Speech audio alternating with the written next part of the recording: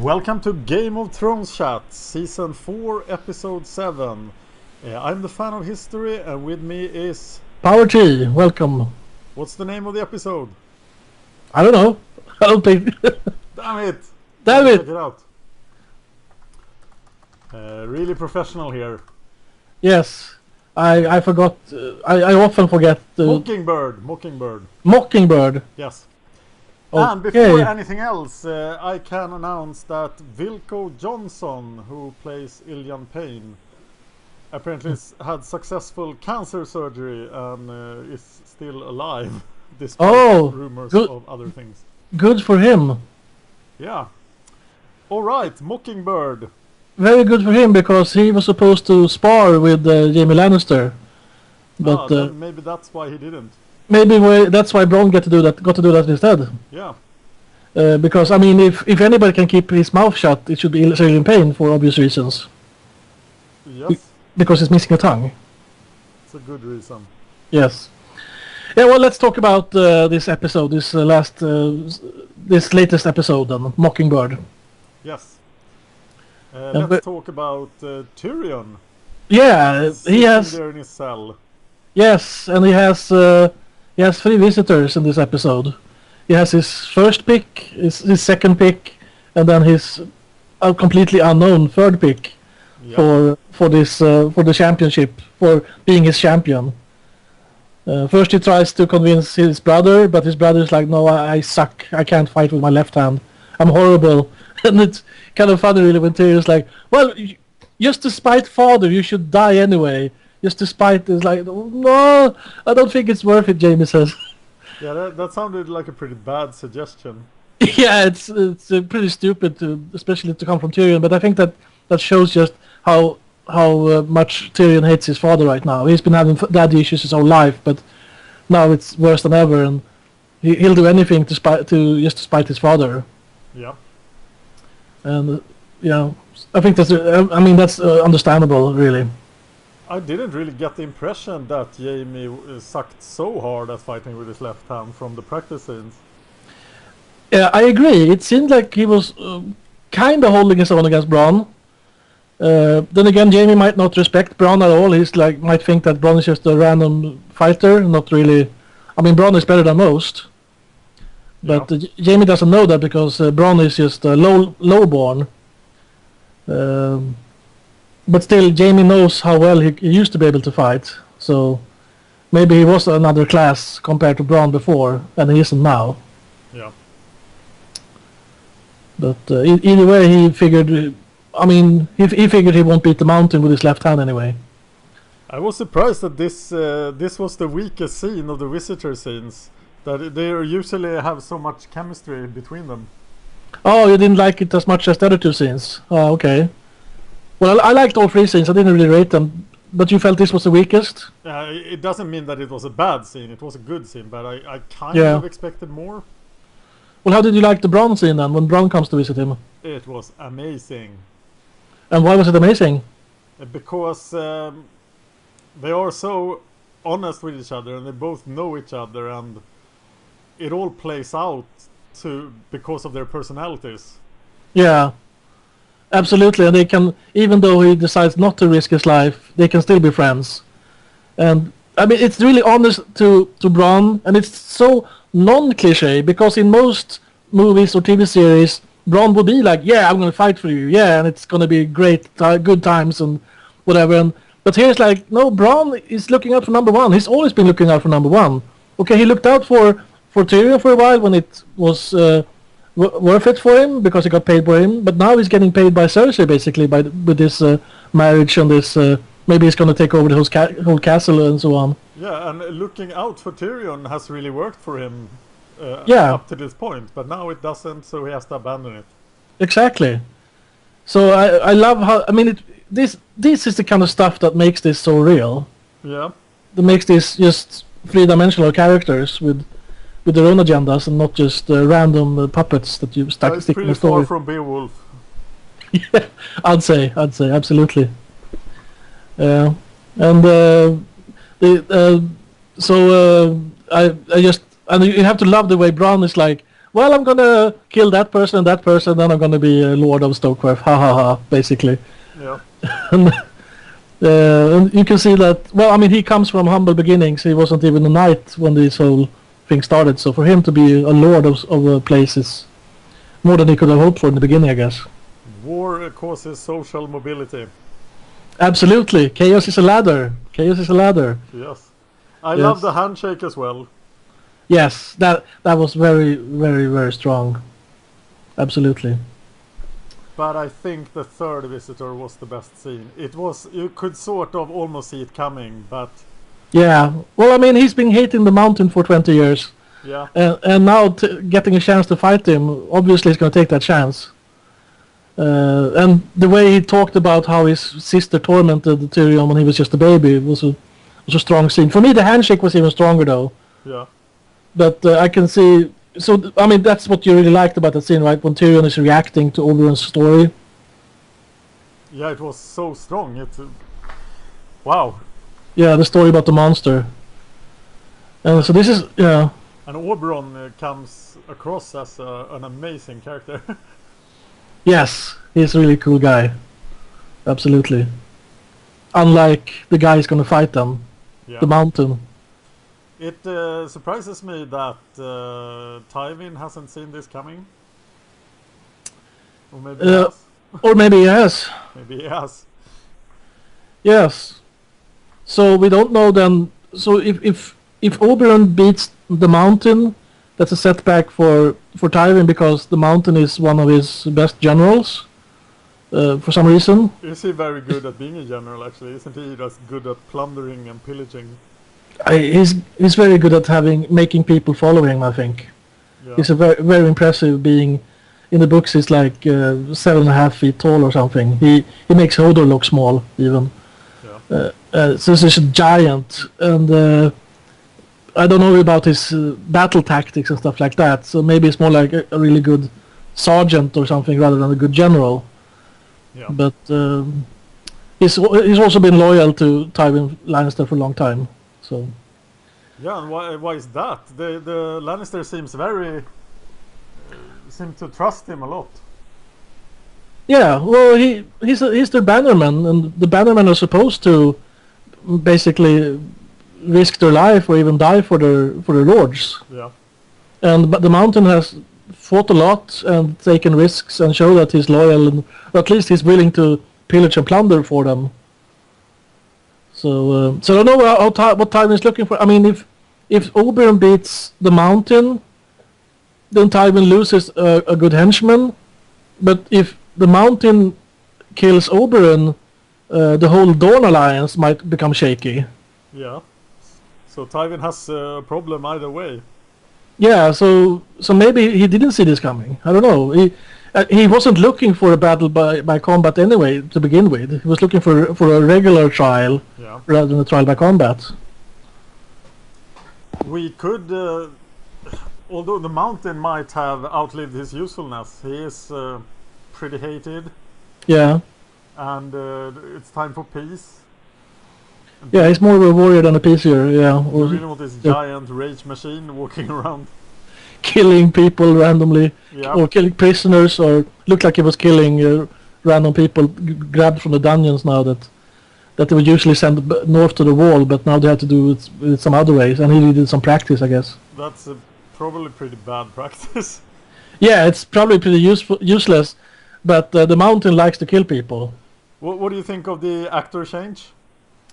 I hate all actor changes, and this actor change was it was not very good. Depends on what you. I mean, you started out with Conan Stevens in season 1, which I loved because he's not just a bodybuilder like this new guy. He's also an actual actor. Yeah. Maybe not the best actor in the world, but he has done a lot of acting and been in a lot of other movies and so on. I think he was great. I think he was great too, and he was tall enough. He was. Okay, so he's 2 meters and 15 centimeters. He's slightly over 7 feet, which isn't enough, but it's a lot. So I think it was awesome. And then for season 2, they bring in this other guy, Ian Wright, who is really tall, but really skinny, also like a basketball player. Yeah. and they had to keep him in the shadows all the time because they apparently didn't like him or something. Yeah, that So I guess was it strange. Yeah, so maybe it's better than that. This third guy, he's the biggest guy of the three of them because he weighs about 190 kilos. He's twice as wide as the second guy. Yeah, he's a Icelandic powerlifter. I don't think he has any experience acting. Did you notice the camera angles? Yeah, they tried their best to make him look very, very tall. I didn't think they succeeded though. No. You told me this before, so I was thinking about, oh, he's so small, but they were really using the camera to make him look large. Yeah, I think he's about 195 centimeters and 190 kilos. So he's a huge man, but the mountain is supposed to be a lot bigger than that even, so. I got the feeling he was standing on something when he was talking to Cersei. Yes, I didn't get that feeling. I just got the feeling that they were trying desperately with the camera angle and weren't succeeding at all. Yeah. They did a similar thing with Brienne and Cersei back in episode 2 at the wedding. Oh. And they made Brienne look gigantic. She looked bigger than the mountain. Maybe they were experimenting. Yeah, they have lots of different directors. I don't remember who directed that episode, so they might have. Yeah, so maybe they're just experimenting. I don't know. Why do they have so many directors? Do you need that to complete everything in time? They have a lot of different sets. They're filming in Iceland, Ireland, Scotland, Croatia, Morocco. So if they have different places that they're filming, they have to have different directors also. Yeah. They can't have one director and like 5 different crews. You could see how everything with Daenerys could be filmed by an entirely different team. Yeah, exactly, because there's except for Barristan that came over back in season 2 or season 3 even. Yeah. Other than that, there's not very much crossover. So were we done with the cell? Yeah, I think we're done with the mountain also. So who wins with Oberyn versus the mountain? Why are you asking me these questions? But you have to think that you don't know. Oh, I have to think it. No. Okay, so the mountain is about twice as big. Yeah. And he fights with a great sword, but he fights with it in one hand. So he's using a great sword like a long sword. So he's much bigger and a much greater range than Oberyn. Yeah. Oberyn's best chance is probably to like Bronn said, try to run around him in circles and make him tire for like 2 or 3 weeks or something. I don't know how long. For Oberyn, if I was Oberyn, I would demand to have like a really, really big field to fight in. Okay. So I can run around in circles. If I was the mountain, I would demand a phone booth to fight in because I want to be able to reach him and just crush him. Although the mountains probably has better reach also. That's really hard to tell. You don't want to get in close with a guy that's so much bigger than you. But on the other hand, he has bigger reach. His sword is twice the size of anybody else's sword. I half expect like the initial scene of Troy, where Oberyn kills the mountain in the first 5 seconds. Oh, okay. Like Achilles killed that big. Yes. Yeah. Okay, so you're picking Oberyn for knockout in round 1, basically.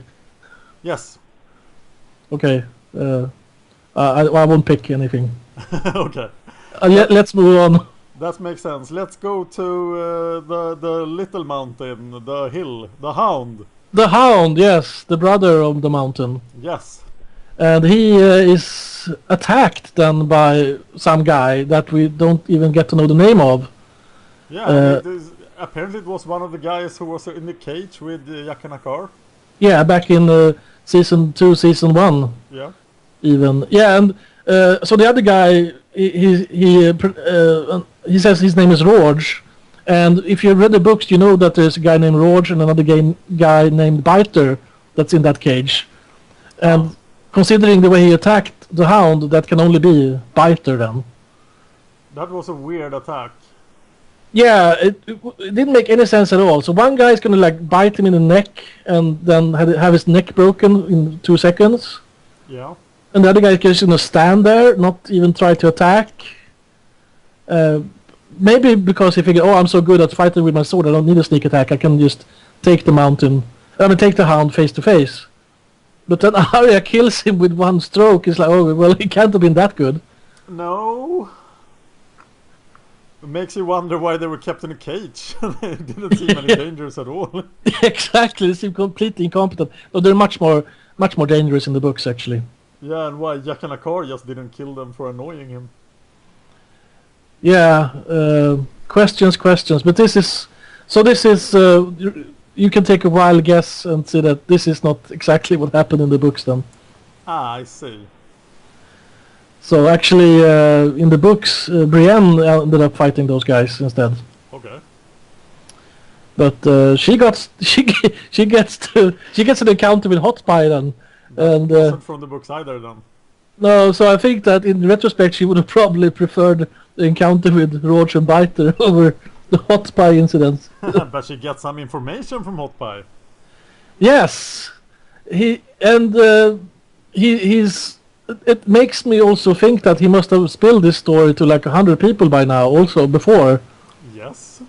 Or I don't know, maybe there was something about Brienne that make him, because he looks like a kind of guy that loves to talk to people. So there should be 100 people that heard this story about Arya Stark already, right? Or maybe not. Hard to tell actually, because he was talking nonsense until he learned of Arya. Until Brienne started talking about Sansa. Yes. Yes, but isn't there a bounty out for Sansa then? Yes. Yeah, so there should be a lot of people. Like in the books, Brienne goes up to some people. It's like, oh, have you seen a tall girl with red hair? And they're like, oh, you're looking for Sansa Stark too? Everybody's looking for Sansa Stark. Okay, that's cool. It's like, oh, this is such a huge bounty. But here now everybody's chasing the hound instead for the 100 stags for him. Yeah, so we haven't heard anything about the bounty for Sansa. No, but there's supposed to be. Yeah, there should be. Yeah. I love the Pod's facial expressions during this scene with Brienne and Hot Pie. Feeling so discomforted by they're both really trying to like, oh no, no. Oh no, I don't want to listen to this guy. Oh no. But what happens is they ended up going towards the Vale, and and Arya and the Hound is also going in that direction. Yeah. They should be they should be north. Arya and the Hound should be north of Podrick and Brienne by now. Yeah, they should be coming to the Vale from the west, right? Whereas Brienne and Pod are coming from the south. Or southwest. Yeah. But it seems that Brienne and Pod are traveling at 10 times the speed of Arya and the Hound. Yes, that is right. Although they were talking before about how the mountains said we have to get to Fairmarket to be able to cross the river. So they have the Trident to cross, but they've been easier for Podrick and Brienne to cross. But yeah, you're right. Basically, the whole geographical thing is just messed up. Yeah. And remember, like, was it 2 episodes ago that Brienne said to Podrick, "Oh, it's going to take weeks to get to the wall." Yes. And now it's been weeks, and they're still only at the crossroads where you can go west to River Run or east to the Vale. Yes. And that's just a small that's like a 10th of the way or something, or maybe a 5th of the way, but not more than that. Yep. So someone needs a map.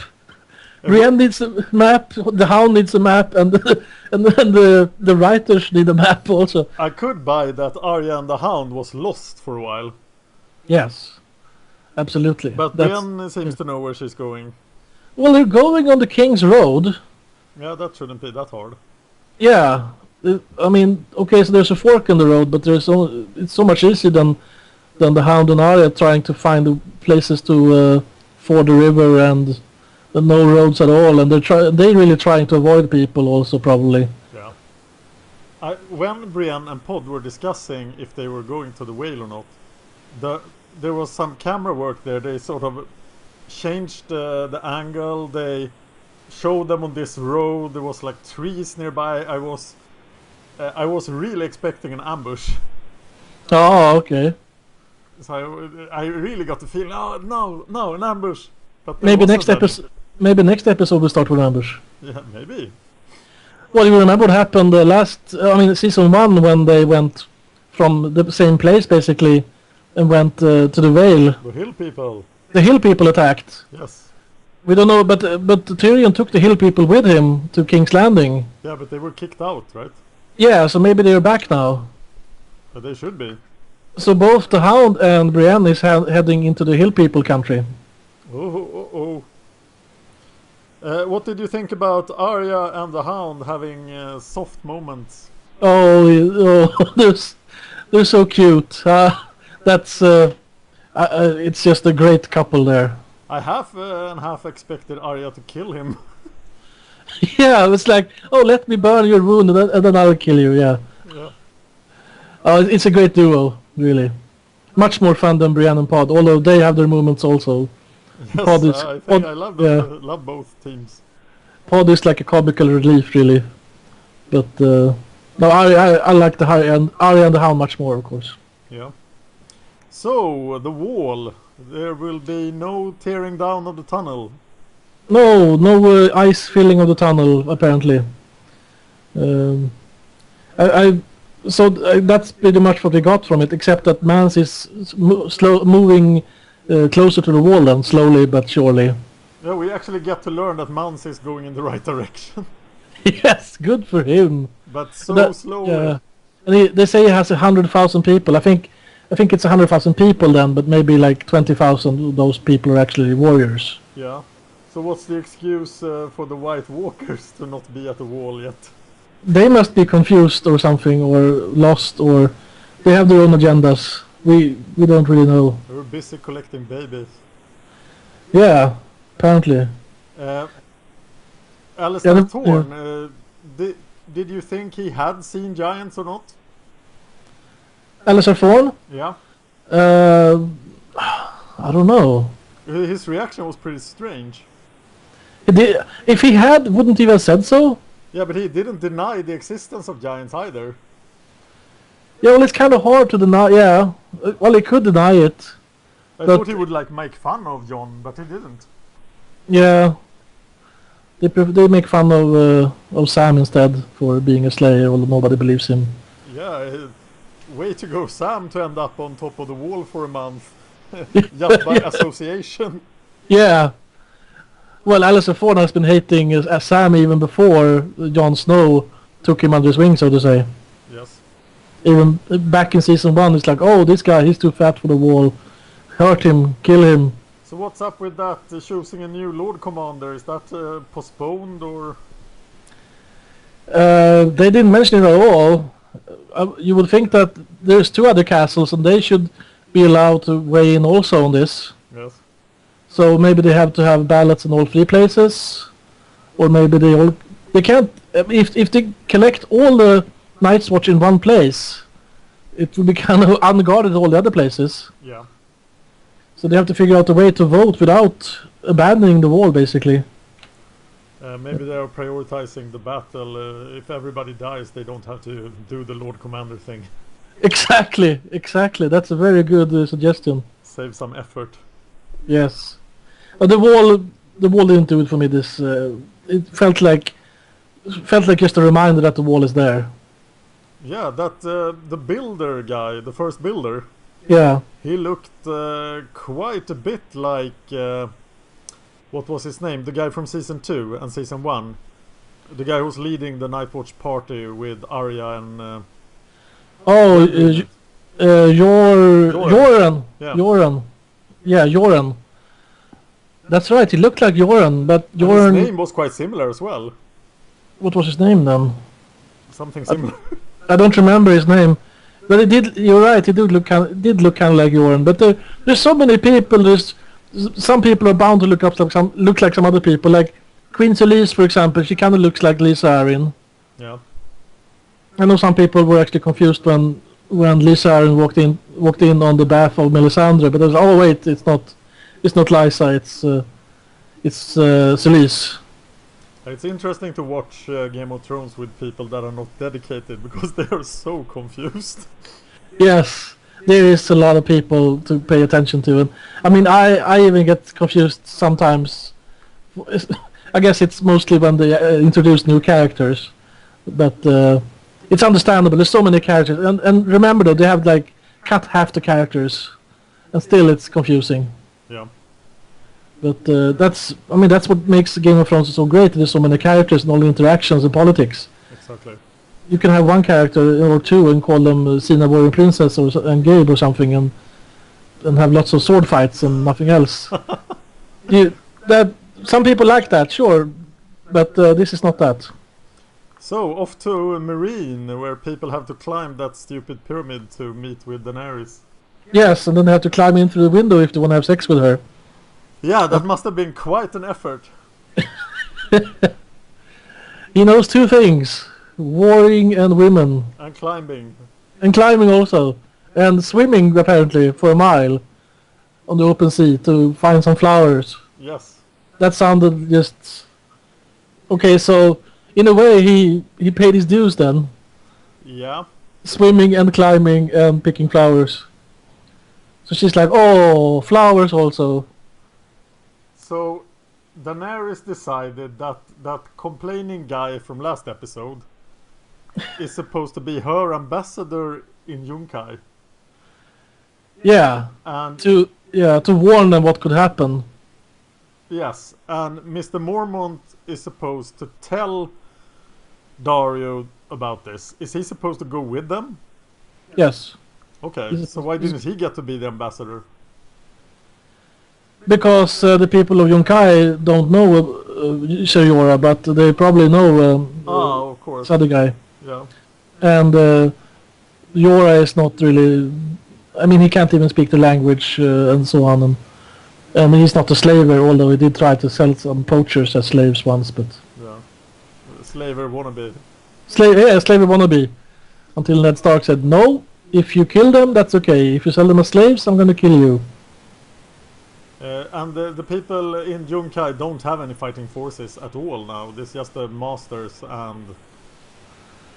It appears so, because she's only sending the second sons. There's only 2,000 people. Yeah.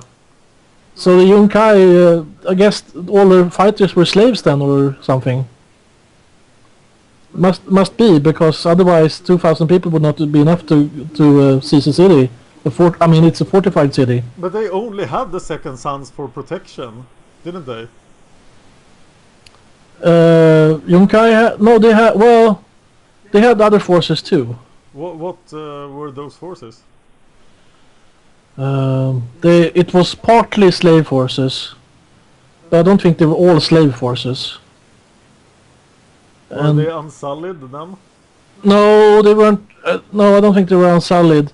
But you remember like how Dario and Yora and Grey Worm, yes, I remember. Yeah. snuck in through a back door, and they killed a bunch of soldiers. Surely they didn't kill every single soldier in Yunkai, I should hope. Yeah. But so they should still have soldiers, but they do rely on slave soldiers in Yunkai. Their own slave soldiers there. Why are they not buying the Unsullied if they should be like the #1 customer for Unsullied? Yeah, they should be, but now there's no more. Yeah, they should have had Unsullied really in Yunkai. Yes. But I didn't see any Unsullied. No, they looked very different from the Unsullied. Yeah, so maybe Yunkai and Astapor are like bitter rivals or something, so they don't sell Unsullied to Yunkai, or maybe Yunkai think that we can make good enough slave soldiers, although they suck compared to the Unsullied. If any listener knows this, please let us know. Yes, absolutely. Very good suggestion. I might have read this somewhere also, but I don't remember. But I do remember they have slave soldiers, but they're much inferior to the Astapor soldiers, those Unsullied. So off to the castle with the best ventilation system in the world, Dragonstone, where they don't have walls. they have terraces, and it looks so cold in Dragonstone. Yeah, absolutely. Yeah, it's. I mean, maybe they have, like in Winterfell, they have these hot springs beneath Winterfell that heats it up in the all year round, I guess, but especially in the winter time. Yes. Dragonstone might have the same thing actually, because it's on an island. It might have volcanic activity. that makes sense. It looks kind of volcanic, actually. Yeah, I seem to recall it. I'm not sure. I don't remember if it has or not. But if they do have that, it can explain why they can have where it's easy to maintain heat-wise. So what did you think about this intimate conversation? It didn't do anything for me. It was really felt like filler. Yeah, exactly. So let's move on to more interesting stuff. No, I have one question. Okay. So, in season 3, we learned that it was utmost priority to move towards the wall from Dragonstone for Stannis. Yes, immediately. Yes, and they have been doing nothing for months. Yes. And now they're going. Are they going to the wall? Well, that's what they said. Like back in season 3, they got a message from Master Aemon at the wall. It's like, oh, we need help. And then Melisandre saw in the flames, oh, we have to go north. Then presumably to the wall. Yeah. Well, at some later date, apparently. Yeah, but it seemed really urgent in season 3. Yes, and now we have no sense of urgency at all. Although they don't have really much soldiers to send there right now. They need to buy those soldiers with the gold they got last episode, I guess. True. So maybe it's like, oh, we need to go, but oh, we don't have any soldiers. We need to get some soldiers. Oh, quick. I can't. Surprise for the Golden Company. They think they will help to take power in Westeros, but they are really going fighting White Walkers. Yeah, that would be a big surprise for them. Yeah. Maybe they will be told what they're supposed to do, or I don't know. We shall see. Yes. I'm glad to see that they are actually moving, but this scene felt like the actress playing Melisandre had to sort of do her contractual part of showing herself without clothes. Yes, the boob consultant put down his foot. Is like, oh, not enough nudity in this scene, in this episode. There has to be more nudity. Yeah. Okay, who wants to be nude in this episode? Oh, Clarice von Houten's like, I'll be nude in this episode. Yeah. I'll even talk also. So it's it felt silly, this scene, but I take it wasn't in the books. I don't remember this scene, but it might be implied, but I don't remember that stuff at all, really. Yeah. Let's move on to other stuff. We have one place we haven't discussed. And we have the high point of this episode. Yes. And it's really a high point for one of the best, for me. I've seen people voting on like the best stuff in all the books, like top 10 lists of best scenes, and one of the scenes is from this episode, the end of this episode. But before that, we have a plethora of stupidity, I felt. Yes. In the Vale, because first Sansa is on the courtyard and she's building a snow castle. And what snow castle does she build? Winterfell. Because she's from Winterfell. Yes. Only she's deep undercover. Yeah, but fortunately for her, the area seems entirely empty of people, except for those 4. Okay, so if it's only empty for those 4 people, then it's actually safe. Yeah, otherwise, it shouldn't be, right? She has. Maybe she sent everybody away, Lysa, for her. No servants at all.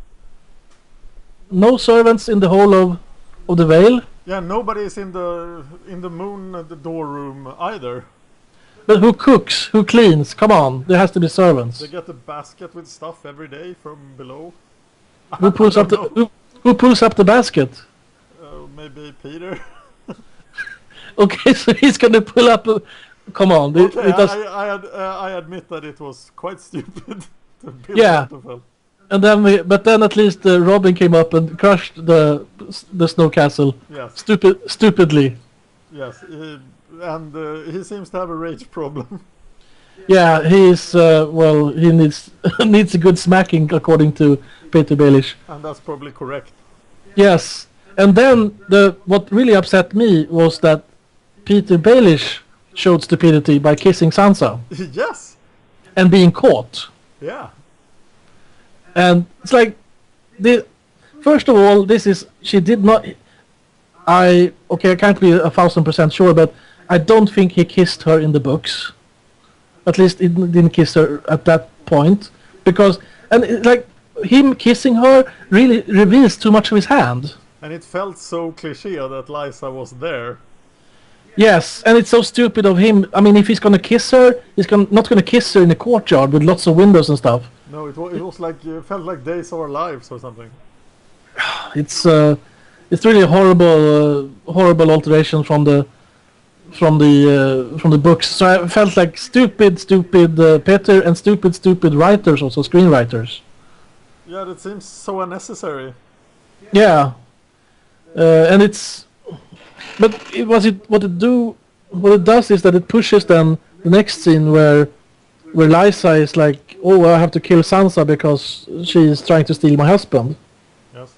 And it's but you could have come to that same situation a little bit more subtle instead of having Peter kissing Sansa.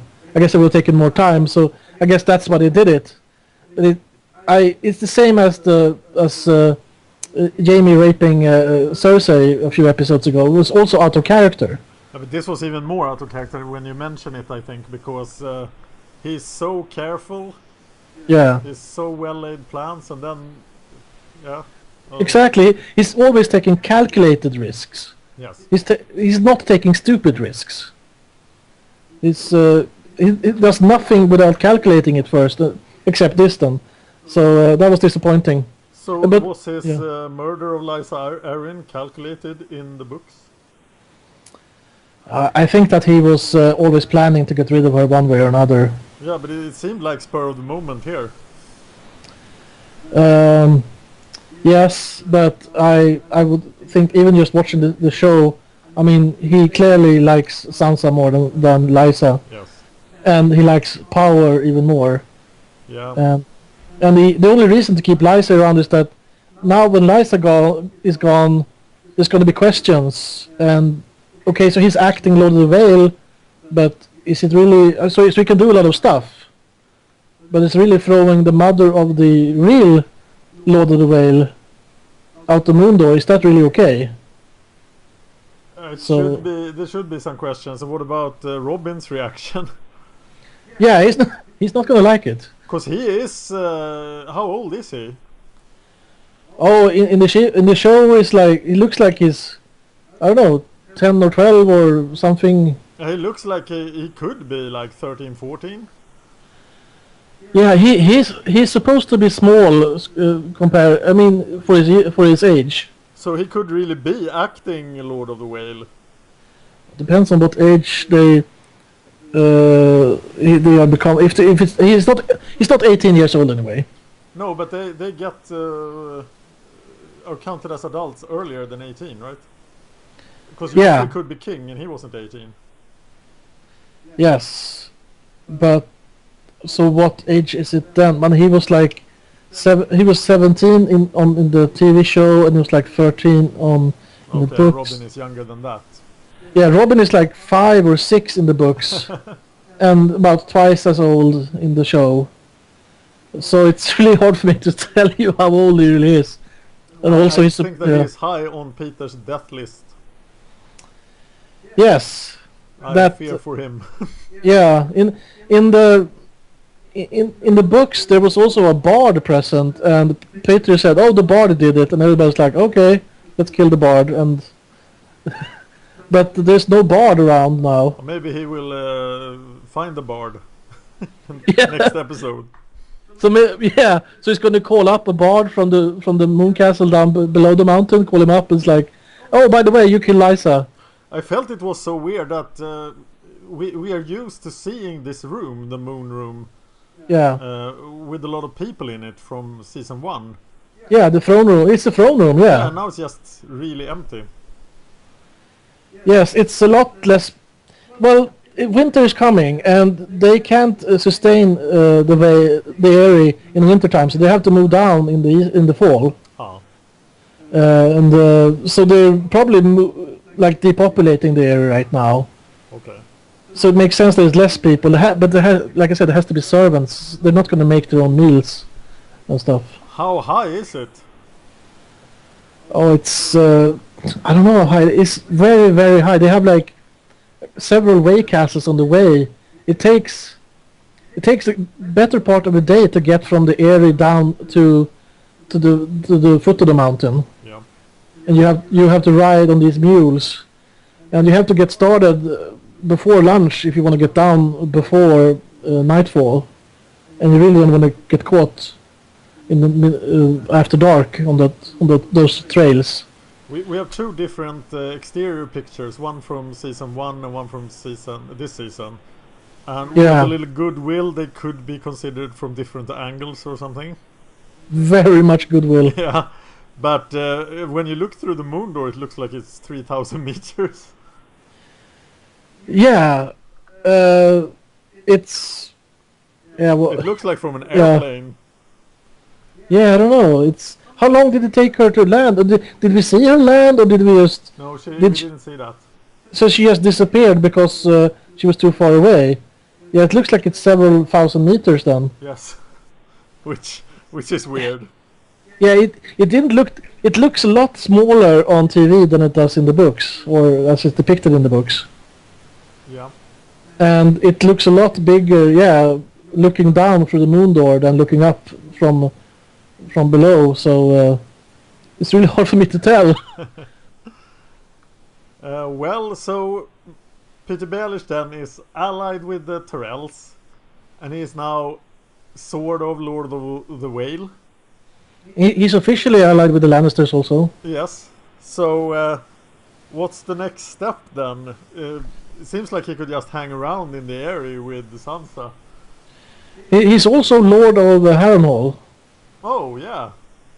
But Harrenhal is not the river. I mean, Riverrun rules the Riverlands. Yes.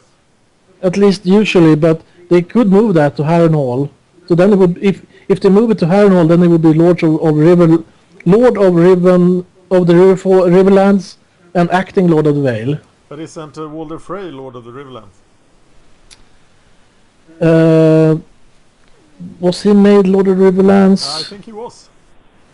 Okay, then the twins is ruling the Riverlands then, and Riverrun and Harrenhal is subject. It has to pay fealty to the twins. Yes. And whoever rules the twins then.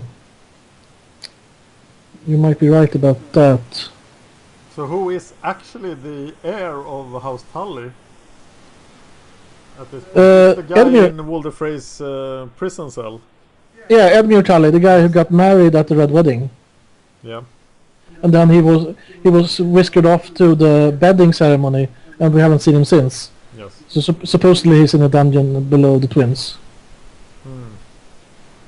Well, interesting episode.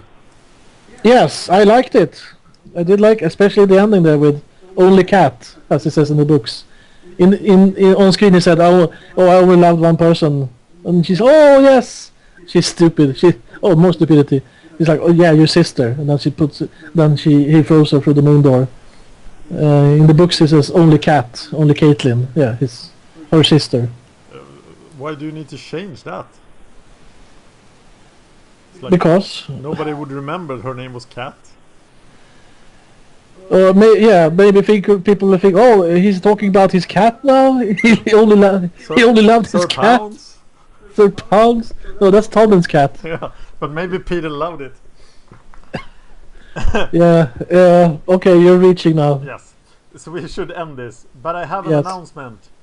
There will not be a Game of Thrones chat next week, because there will not be a Game of Thrones episode next week. Because episode 8 is 2 weeks away because of American holidays. Memorial Day. Yeah. Remember your war heroes. Yes. If you want, so, if you feel like it. We have to spend next week remembering Ned Stark. Yes. And we'll be back in 2 weeks. Remember Khal Drogo and the Alamo. Yes, Khal Drogo and the Alamo. Speak to you in 2 weeks then. Goodbye. Cheers.